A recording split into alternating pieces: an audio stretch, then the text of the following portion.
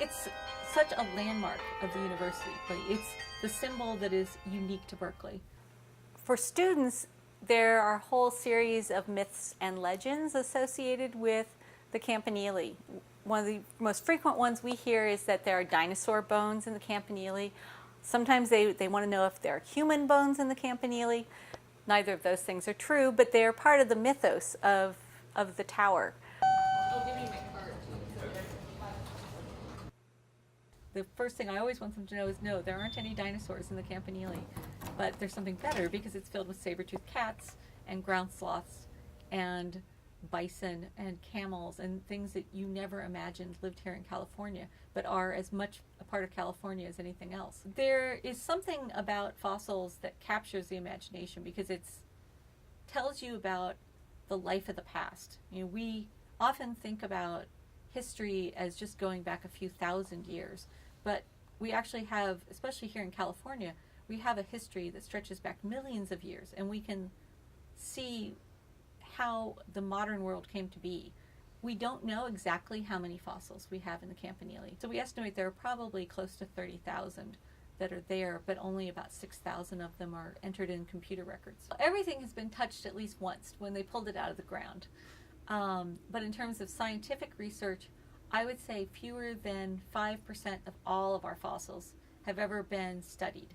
What we hope is that in the next few years we'll actually be able to focus more on the collections in the campanile and actually get that data also out there and on the internet for everyone to search. Almost every specimen is exhibit quality in the sense that when you look at it, you know what it is. You know, you find skulls and you look at it and you go, oh, that looks like a dog skull. People are like, oh, well, you know, why would you store fossils there? The campanile fossils were there from the beginning of the campanile. Before there was a Museum of Paleontology, there was a Department of Geology, and these fossils were collected by J.C. Merriam, who was a faculty member here. There wasn't enough storage space for all the fossils, and so they had to keep running back and forth across campus. And about that time was when they were building the campanile. And they said, there's all this space available, can we please use it for our fossils? Many parts of the collection are still housed much the way they were in the 1910s and 1920s. And actually, I probably shouldn't try to lift this, but it's too heavy. Whoops, no, that's okay. That actually happens fairly frequently. Other parts of it have been slightly upgraded, but it's not up to modern curatorial standards. This is the part of the collection that is also the most in need of more attention and particularly funding. I was up here yesterday with one of the graduate students, and she was frightened when she saw these shelves. She's like, they're sagging. This could just go any minute. And I said, well, they've been about to go any minute for more than 20 years. But this is something that, you know, we live in an earthquake zone, and this is the sort of thing that frightens me, to know that this is here, and if we ever have a big one, I will have to come and clean it up.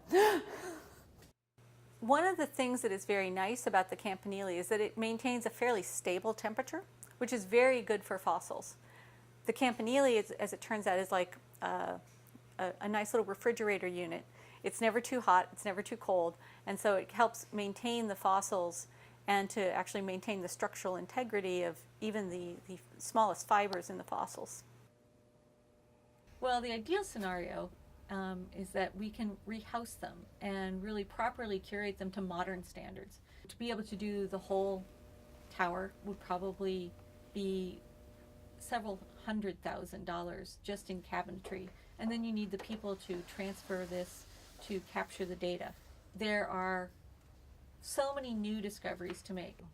I'm looking forward to sharing more of these stories. Most people don't have any idea that these are even paleontology at Berkeley, or they kind of have a vague notion of it. I at least can't imagine the campanile without the fossils in it, because it's just part of the story of the tower itself.